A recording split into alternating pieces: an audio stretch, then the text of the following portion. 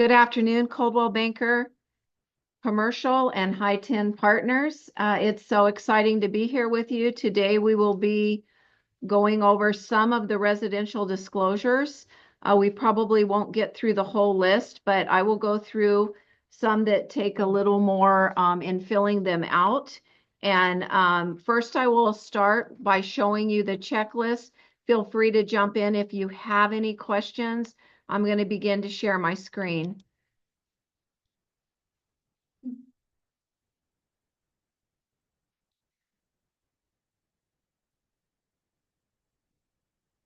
So this didn't scan straight, but at any rate, we do have checklists for all deal types. So if you are newer, or like for me, I still use these. To this day, I use a checklist because I'm creating, some of you are using broker version. Your broker version should be pulling in all the required forms. But I do use a checklist. I put it in my file. I can check off when the seller has completed it. I can make a different color mark, like a red mark, when I've received it back from the buyer.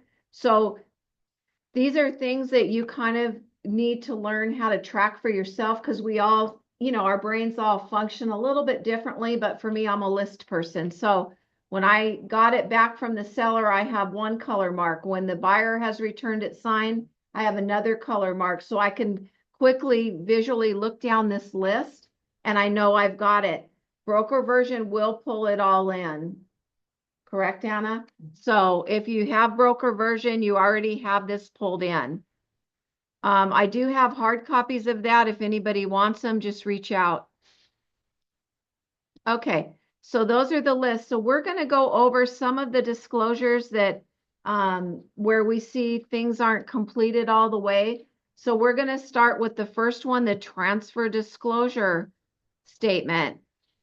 So this is, like, as you all know that have been doing real estate for a while, extremely important disclosure.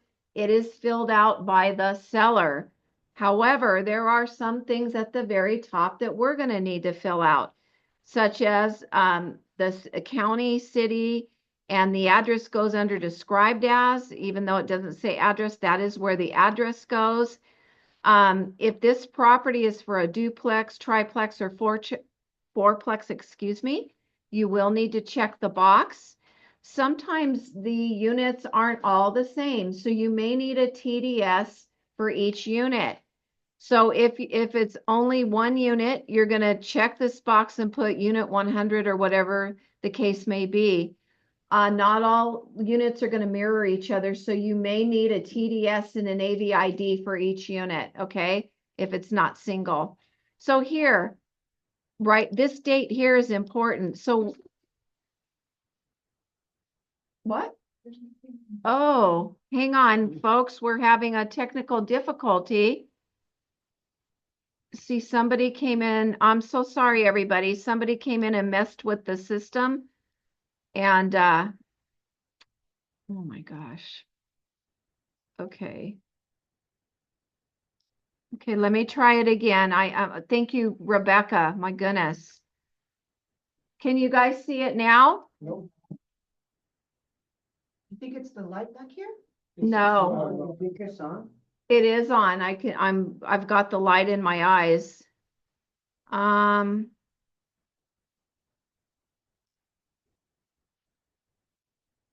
Okay, we can follow. It says I'm screen sharing. You guys, anybody on Zoom, can you see the screen? The disclosure? You can see it. Yes, you can see it, Michelle. Oh, you can see it. Yeah, I can see Okay, it. so, oh, thank can see goodness. Okay, so the ones in here have a hard copy. I'll get this fixed with our IT guy. Okay, No. The line, that's what I thought, the line, no? okay. So this paragraph here is really important, and this is a, Maybe Yeah, you on have the to say, Zoom. like, On the A, Zoom. 3 or something like that for us to follow? Or do like D1, 2, 3? no, this has never happened. Yeah, Somebody on the Zoom, messed yeah. with the whole setting. So on this second paragraph that's all bolded, on the TDS, this statement is a disclosure of condition of the above described property in compliance with the civil code as of. So what date goes there?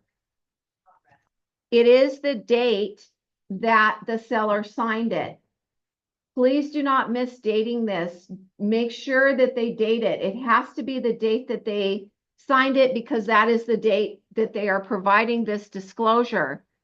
What else is important? There's 3 things up here to make this a complete TDS. Normally, you're going to check no substituted disclosures for this transfer. However, if one of the other boxes applied, like if you have a report that you're attaching to this, let's say the seller had some type of city report or something that they want to attach to this report, then you're going to attach it and you're going to type in or have them write in what type of report and the date of that report. Date is super important so that it could always be matched up. It's not the same, in the same box. We are in Is that right? substituted disclosures. Oh, you Oh. can't see me circling it with my mouse, sorry. So substituted disclosures, make sure you're checking a box. It's usually going to be no substituted disclosures, the What third letters box.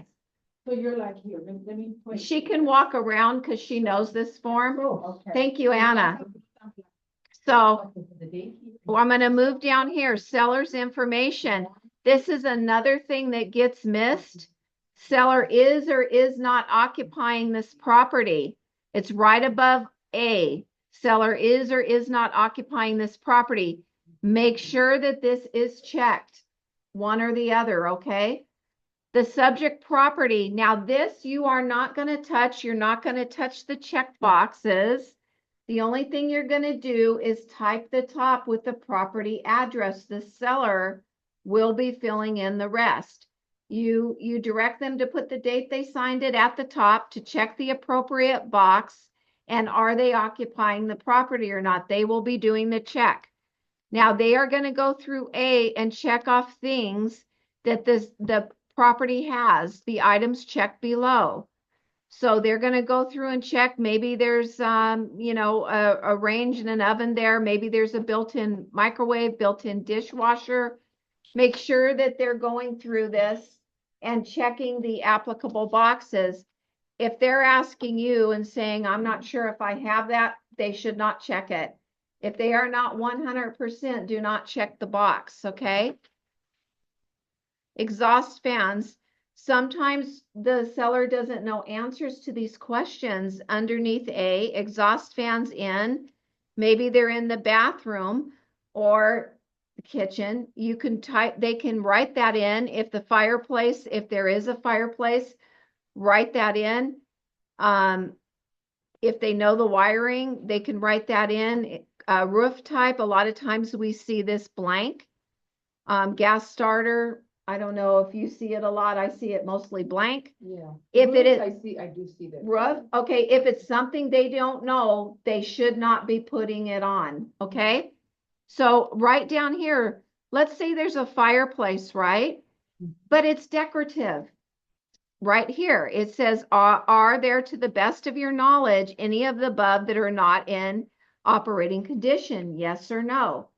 No, then you don't need to say anything additional. If it's yes, let's say that was a decorative fireplace. You know, fireplace is decorative only. Okay, because, you know, my parents' house, it is strictly decorative because it's a wood burning fireplace, which, you know, you can't do that anymore. So make sure if it's decorative that it is noted so they don't think they have, you know, an operational fireplace. Okay, so are you the seller? B, are on page 2, are you aware of any significant defects or malfunctions? They're going to answer yes or no.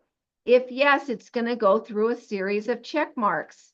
If they check any of those, they must provide an explanation.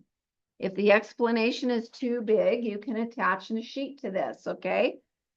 Down here, now see, it says Are you, the seller, aware of any of the following? Are they aware of it? They don't have to be digging up through the city. They don't have to do that. Are they aware? So even selling as is, you still gotta specify, right? You Ye- still gotta put in here like no repairs, property to be sold as. is No, you condition? don't put that here. No, but I'm saying you still gotta use this. Yeah, you do, because even as is, You still it's gotta- any material items or defects or anything material to the property that the seller knows must be disclosed. Our contracts, by the way, are as is contracts, right? So, but that does not give permission for non-disclosure. We still are, we as agents have some disclosure responsibility, and the seller has disclosure responsibility. If it's a cash offer, we still need to, You have to do everything. It doesn't matter if it's a cash offer closing in 5 days flat. You must have your disclosures done. So whenever you're structuring something fast and quick, make sure you can get everything done, So they're going to go through a series of questions here, and they're going to check yes or no. If they check yes on these, then they need to put an explanation below. You see this box in the middle under 5? So C4 and 5, this is fairly new. If the transferor acquired the property within 18 months of accepting an offer to sell, transferor shall make additional disclosures regarding the room additions, any modifications to structure or alterations on an SPQ. So they're reminding you that if this is kind of a fix and flip, I guess, they have some more rules right now. So make sure that you're aware of that. So if they answered yes to any of the above, they need to provide a explanation, excuse me. Please do not write it for them. Do not put your pen on this.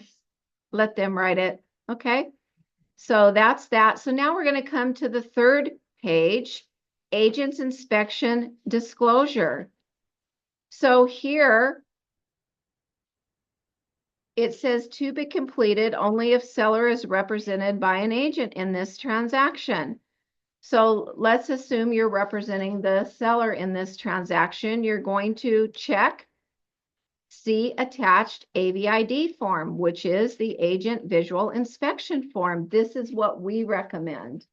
We recommend that you just check that box, put the brokerage name in, High 10 Partners Inc., sign it, date it, but check just the top box. In order for this TDS to be complete then, because now you've made that an attachment to the TDS, please have your AVID done and attached, because otherwise your TDS is not complete because it is now an attachment to this disclosure, okay? Michelle, may I just say, I noticed that when there's a page 2, 3, 4 on some of the disclosures, you guys forget to date the other pages. Oh, there you go. Date the page up at the top. Good call, Anna. This would be dated the same date that they sign it. page 2. On all the pages. On the TDS, page 2. On the top, there's a date. So put the date of when the seller signed it, have them write the date in there. It doesn't hurt if you have a little tiny, highlight by the ones that you need to remind them to fill in. Like if it's not something that's like the back of your hand, if you're not used to it, put a little tiny highlight to remind yourself. Michelle, Yes. question.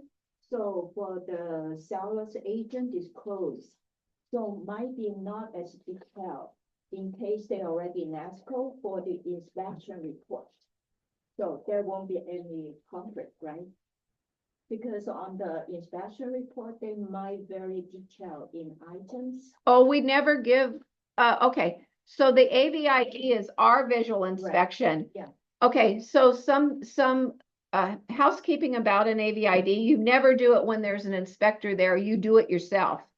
You should jump out on that as fast as you can.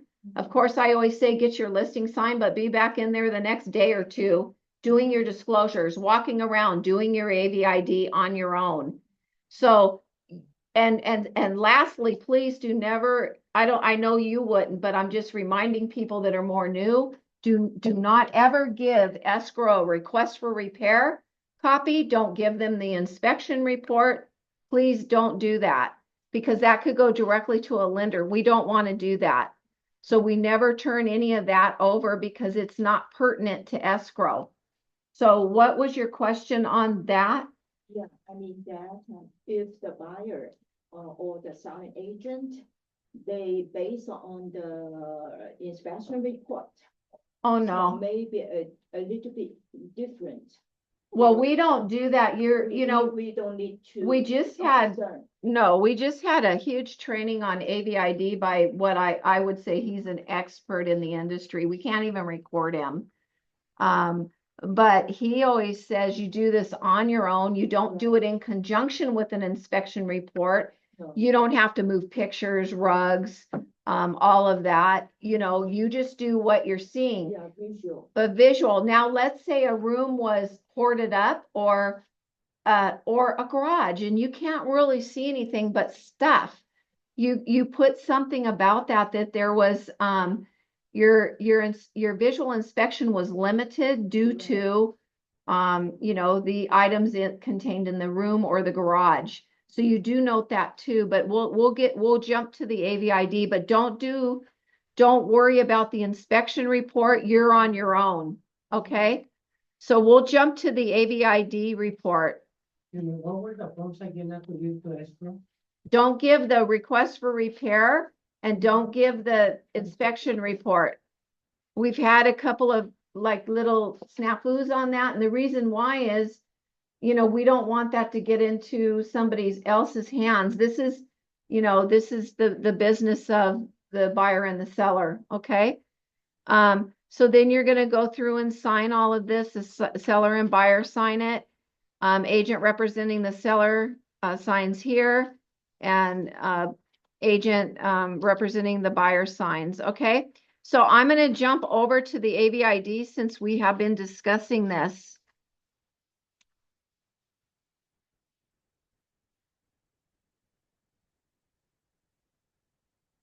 I wonder if I had record and I kind of hit a link for myself. I'll look on that because he won't let us like publish his training. That's too bad. He's so good, this gentleman. But every time he's around, I go listen. He comes here to the office? He came, yeah. Mhm. Those disclosure documents, where we get the listing at the same time, signed by the. If seller. you can. Okay. Yes, that is ideally what we want. Yeah. First, when you go to your listing appointment, please focus on getting the listing signed. Go over your comparables. What is really important that day is you have your listing signed. If you feel they still have the energy and like, for instance, my parents just leased a house. They were like, enough. I don't want to listen any further. Yeah. So those were done 2 days later. They didn't want to hear it anymore. They were tired. So, if you can keep the attention of the seller, please get them the same day. If you can't, don't make it a week. Go back, say, I know there's been a lot tonight discussed. Could I come back tomorrow or the day after, which works best for you? But you go back right away, but you already have your listing in hand. That is the most important on that appointment. Get your listing signed. And then if they're too tired, you just go back the next day or the day after and do the disclosures. I recommend you leave a copy of the disclosures with them and say, we'll be discussing all of this tomorrow or Wednesday, whatever. Don't worry, it looks like a lot, but I'm going to walk you through it all. And then you come back and get through all your disclosures. Or within the 3 days of this open escrow, right? No, I would rather you not do that. No. When you're doing your listing, you Yeah. want to try to get as much as you can, because remember, once you get your offer, all you have to do is Yes. email the disclosures to the other side. You have everything done instead of you trying to go back and forth. Yeah. So what she's saying is, You get the listing first thing, and if they're too tired, 2 days after they've signed the listing. you go Maximum. back Yeah, try not and to you get all go. the disclosures Don't signed. extend it out Okay. because you're in that period where they're used to, like, oh, I got to get this paperwork done. Don't extend out that second visit. And anyway, it gives you a chance to do your AVID and, do a little smoozing with them. Hey, the sign's on its way. I'm really excited to get started. So yeah, very important. Listing first, try to get all the disclosures. If they're too tired or you're losing their attention, go back a day or two later. Okay. And don't wait because yeah, it'll be hectic for you. Yeah. So the AVID, you put the city here, the county, and the property address here. If it's for a duplex, triplex, you will be checking the box. This AVID is for all units if they're very similar, or you check the box and put the unit number. The inspection is performed by High-10 Partners, Inc.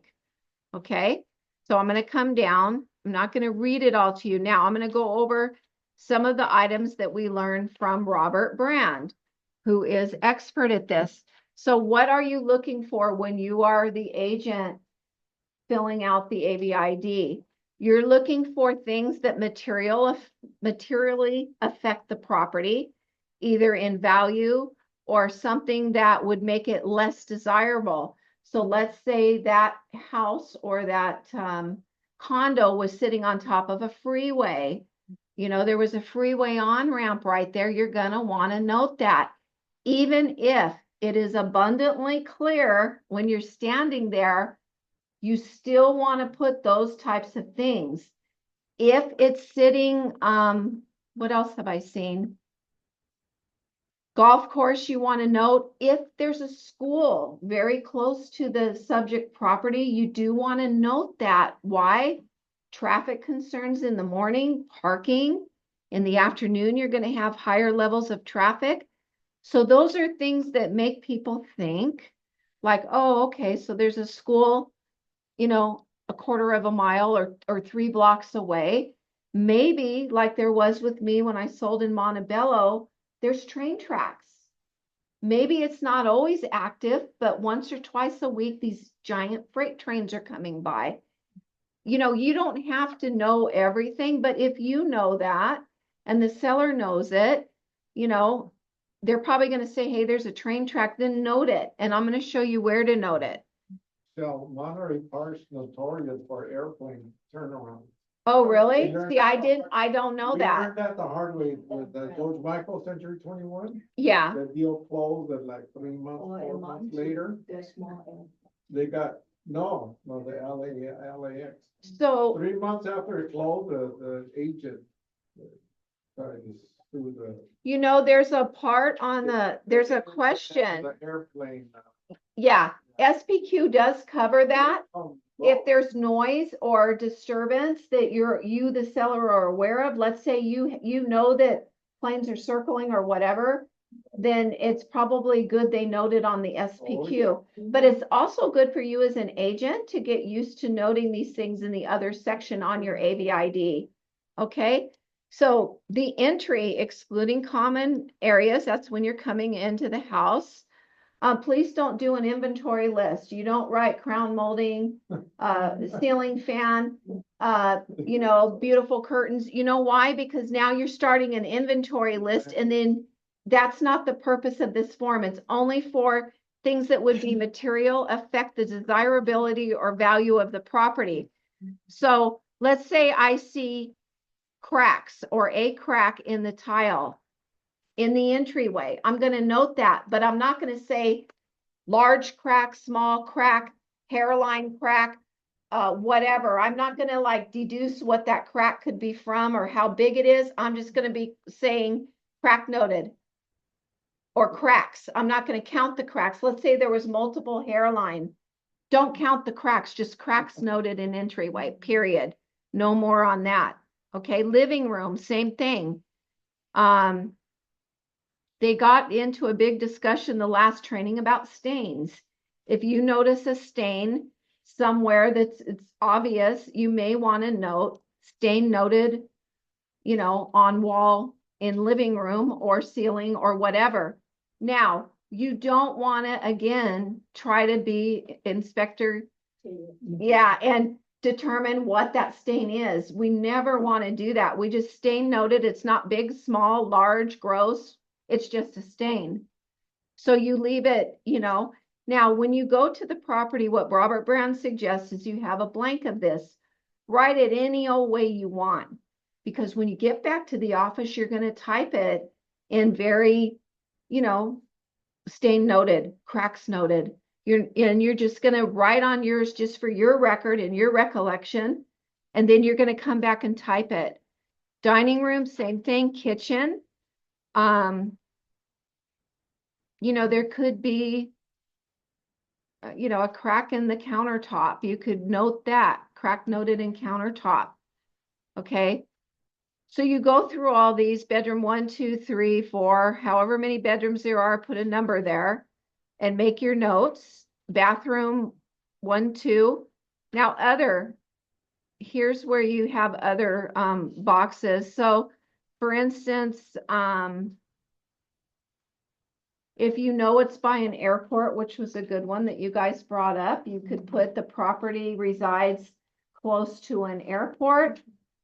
And that should also be showing on your NHD report, right, as well. So anything like that will material affect the property or the desirability, please, if it's not somewhere up in those rooms that we're noting, note it down here. Golf course, maybe they're close to that. There could be errant golf balls. So you want to note, even if it's abundantly clear. Remember last week, I think it was last week, I corrected myself on the mixed use. If you are selling a mixed use property, even note here, this unit resides in a mixed use project, okay? So you even want to note that. And, so we want to make sure that abundantly clear things that would affect the desirability are noted here. Some people are like, cool, I love a mixed use, right? Because they have everything right at their fingertips. Okay, so garage parking, you go through the garage area and the parking area. Now, maybe a driveway has multiple cracks. Just put cracks noted in driveway, okay? Exterior building and yard, front, sides, and back. Maybe the exterior has stucco that's, chipped or whatever. Other known conditions not specified above. If there's something else that you feel you need to disclose, make sure you do it here. And if you need help on this, if you're going into a transaction and you're writing your ABID, make your good notes and then, we can kind of look at it with you as well. So this disclosure is based on a reasonably competent and diligent visual inspection. So you're going to put the brokerage name here, name of the agent, inspection time and date and time. What were the weather conditions? Were there any other people present during your inspection? And then you're going to sign it. Each side is going to do their own AVID. So the buyer will acknowledge that they received a copy of this. The seller is acknowledging that you provided them by initialing a copy of this AVID. The real estate broker that did not fill out this AVID, the other broker will sign here, okay? So you need to go through all those steps, make sure it's attached to your TDS. And so I have a lot of agents always saying this is not required for the initials of the seller. And I said, for your own protection.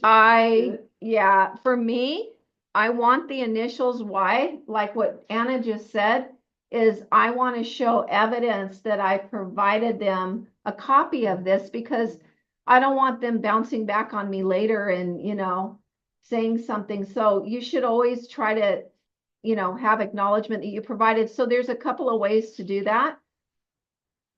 Which I routinely do is I'll take and I'll scan the offer, all of the disclosures, whatever we've done. I'm going to scan it in a package and I'm going to write, dear Mr. or Mrs. whatever, for your electronic, package. So I always give them one to save on for their electronic saving. You know, you could do that.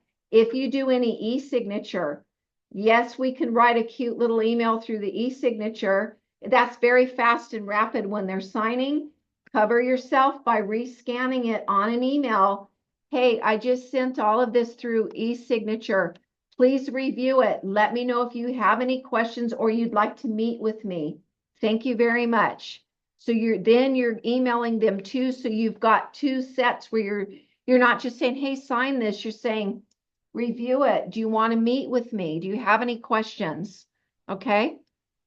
So I figure out that now on the zip form, no longer e-signature, only DocSign, we have to pay. Oh, okay. I use something different. So No, you could, oh, No more. DocuSign you have to pay, but not the Yes. other signature. you No, no more.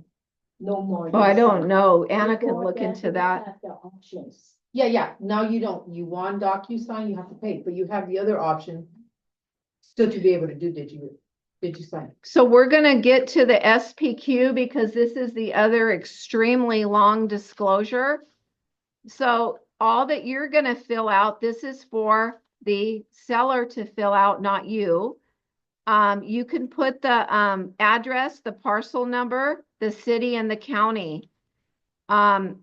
Also, if this is a duplex, triplex, it's the same checkbox.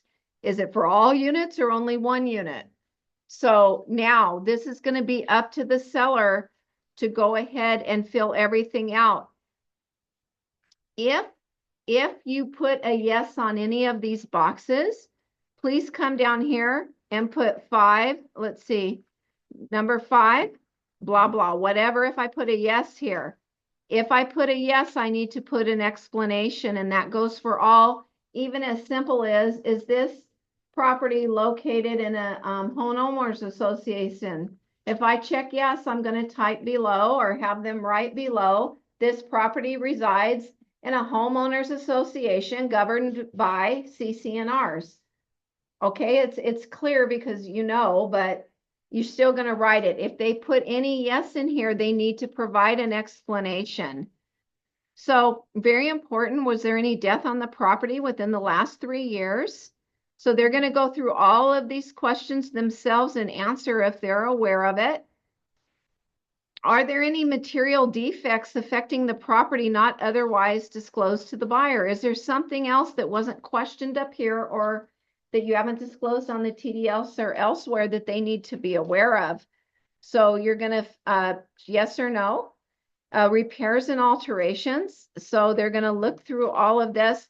If you painted the property, if you look at 7D, any part of the property being painted, a lot of times when we're getting ready for selling, they're going to do some interior paint. So if that's the case, you're going to put yes, painted within the last 3 months or whatever the answer may be. Okay. Interior, if it's just interior. So you want to make sure that they understand and they go through all of these very carefully and answer them. That's why I think when you're at a listing appointment, it could be overwhelming. So you want to do as much as you can, but if you need to go back in a day or two so that they have time to get ready, then go do that. You could also pre-email all of these disclosures to them as well, but some people that might be a little much for them. So it's better to be there in person saying, it looks like a lot, but don't worry, we're going to go through it step by step. Okay. Especially VA, some of the VA inspectors are really hard on paint. Oh, the VA inspectors will call out chipping paint and then you have to fix it. Yeah. Well, let me put it this way. They request for repair it and the seller can agree or not agree. But if they don't agree, then the loan will not proceed. So, you know, yeah. So there's a lot of information here they're going to fill out. I'm going to show you a neat disclosure and they're going to sign and date it that I like a lot. Hang on, let me go back. It's called a DIA and we do require it. Where is that? I'm going to pull it up. Yeah, I didn't print it because this is just a disclosure and a sign, but let me show you. You can attach that on top of all of the disclosures, which I think should be your first page. Oh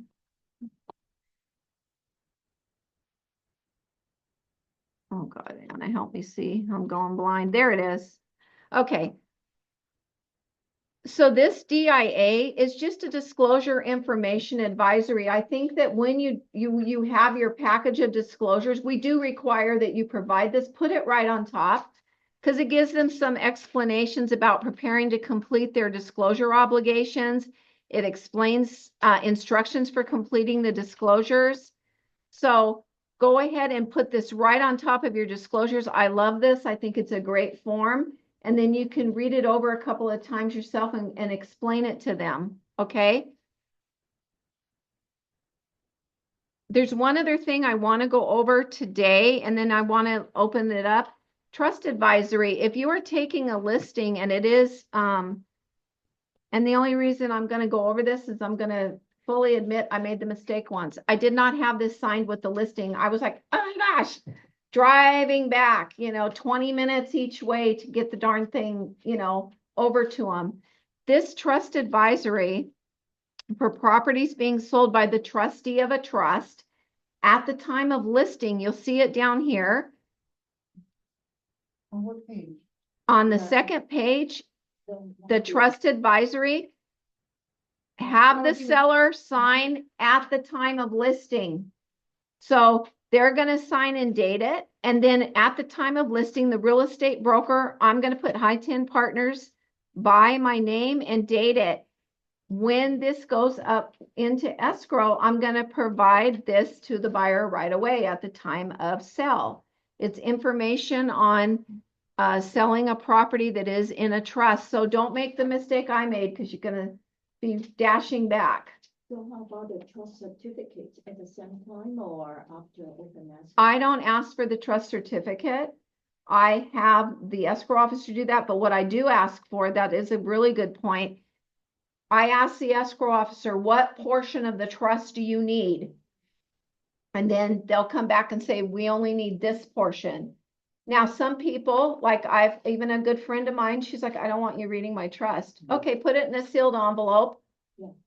I won't open it, or, I'll have, somebody come and pick it up. So be mindful that sometimes they don't want you reading their business. So, but you do need to ask escrow what portion of the trust agreement they're going to look for.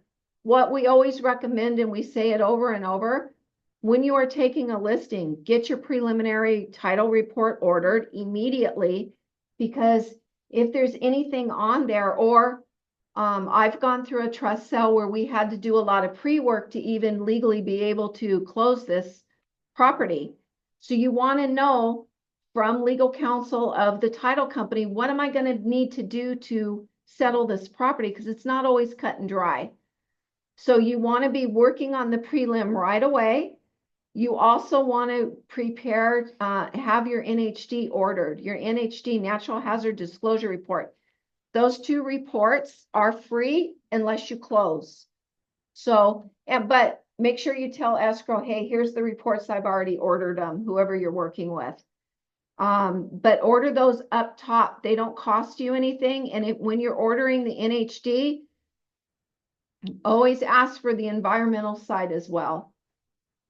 Because sometimes, gosh, there was a lawsuit, and they were saying that if they would have only checked for the environmental side, that would have been disclosed in that portion. So I always remember that meeting. So now anything I do, I'm going to order environmental. You did this before, this thing signed? No, you do, once you get your listing signed, then at that point, on the listing side, you order your NHD report, your prelim, Don't wait. Yeah. and a city report, if it belongs to a city Yeah. report. And we're gonna try to give you guys the most current one. Who do you suggest I go to try to get the most? current? Angie Tang. Okay, so we could share with you guys the most current city inspections requirements, yeah. Yeah, and even though they give us a report, I'm so weird, I'll call the city because I get scared about that stuff. Like, I don't want a surprise. So I'll always check, I'll just verify. All you do is call the building department. Hey, is there a pre-sale inspection report? But the lists are usually, I would say, very, very accurate. Also, you can check with your escrow officer, they'll know too.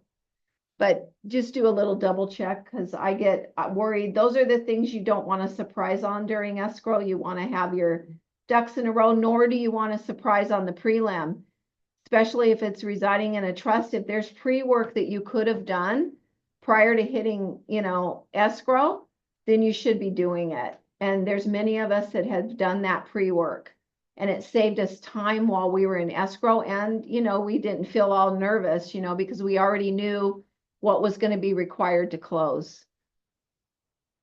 Are there any questions from Zoom? Okay. So we didn't get through most of the stack because there's a lot, but the ones that are, I would say, a little more in depth, we tried to address today. Anna has been in the meeting with me, so you will frequently see us in here together. Peter Cam will also be here. He just couldn't come today. So next week, he wants to address some items, and then we'll go through a few more disclosures. Anybody that is in a deal, I always tell them you're never alone.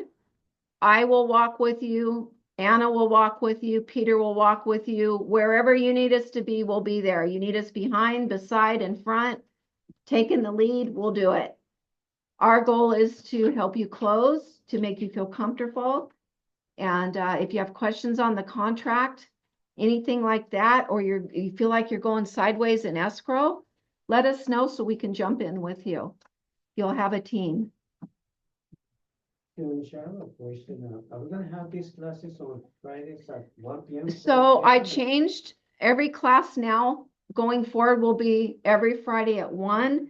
10 o'clock was too crazy for me because, I'm hitting it really going fast, trying to get everything done. So this is more relaxing for me. So sorry, I had to change it. Monday meetings. Monday meetings are 10 o'clock, still 10. Yeah, I just changed mine. No, I don't run that one. So I just changed mine. Yeah. But, if anybody needs any help during a transaction, as I said, we're here. Don't be afraid to ask. There is no question that I would even think is a ridiculous question, because you need to ask it if you have the question. Don't worry. No. To get the broker's version for the forms. Yeah. What do you need? So it all depends on your production, but if you don't have it right now, so that would tell you that if you want it, if there's a yearly cost of $60, you would just have to let me know, and you would have to give a check to me for $60. $60, Just per year. that's a one-time fee or One time, yearly. for the whole year? Okay. Annual. It's due in April, so it just became due. Between the regular zip form and the books. So the zip form plus broker's version, I create templates. So you guys don't even have to think about what documents you want. So what I mean by a template is all the documents that you might require for this transaction, a residential, it will be there. It's for you to determine what I need or what I don't need. But I will give you a list of all your documents. And I start with required documents, and I say specific requirements for these documents, and so on. So I kind of break it up in 3 categories for you. I'm in the process because so much has changed. Me and Michelle are trying to update the checklist and Zip Form Plus. The last one that I've done is residential, I think, The one that I had handed yeah, out. the last one that I updated, Zip Form Plus. So now we just have to do the actual checklist. So little by little. Including commercial, right? Yeah, I'm gonna be doing all the checklists. Okay, you just mentioned. So I'm gonna sign off with them. Okay, thank you for attending the meeting, our first one at 1 o'clock on a Friday. I appreciate it. Peter and I will see you next Friday. He has some disclosure items to discuss. And thank you for attending, and I wish you all a beautiful weekend. Thank you. Thank you. Zip form gives you 2 options. If you would like to